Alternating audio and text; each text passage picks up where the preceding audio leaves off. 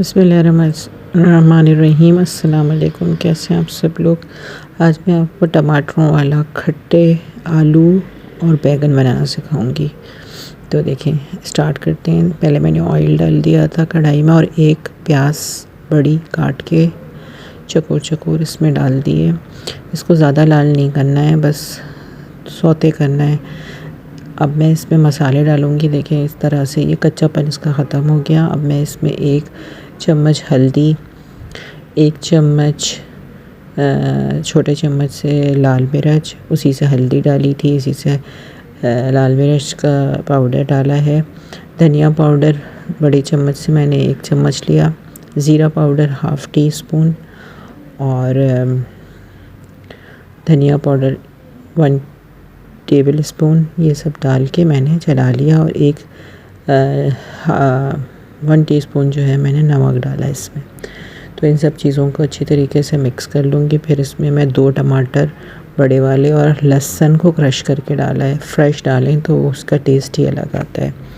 पिसा हुआ रखे वाले का टेस्ट अलग होता है, लेकिन जब आप फ्रेश चीज़ें डालें ना तो बहुत मज़े की चीज़ें बनती हैं।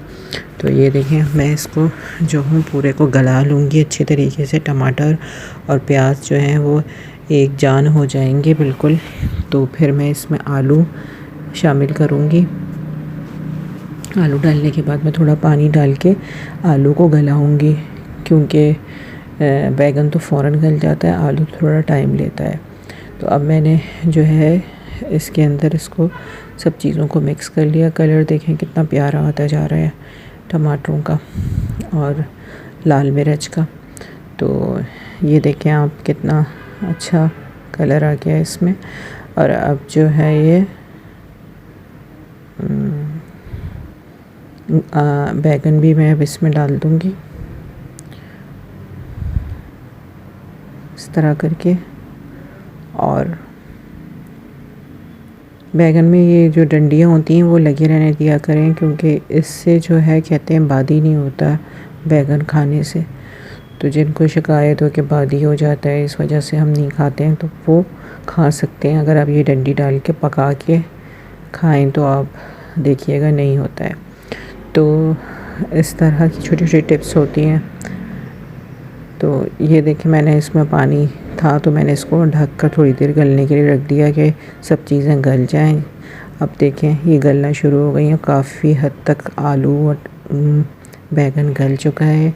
पानी इसमें था तो मैंने थोड़ा इसको अभी रहने दिया और पानी इसका सुखा लिया, क्योंकि तेल तो आ चुका है इस पर। कुछ लोग पानी वाला भी यूज़ करते हैं खाने में, लेकिन मैंने इसको ड्राई कर लिया था। तो ड्राई होने के बाद देखें इस तरह से हो जाता है। फिर मैंने एक नींबू निचोड़ के इसमें डाला। अगर आपके पास इमली है तो इमली डालें। तो इस तरह से ये तैयार हो गया। और अब मैं इसमें का पानी थोड़ा और सुखाऊंगी, क्योंकि थोड़ा पानी मुझे लग रहा है। बाकी सब चीज़ें गल चुकी हैं। और ये देखें इस तरह से ये ड्राई हो गया। बहुत मज़ेदार बना था। चपातियों के साथ खाएं, चावलों के साथ खाएं। चलें फिर इंशाल्लाह बनाइएगा, मुझे बताइएगा कैसा बना। ओके, अल्लाह हाफ़िज़।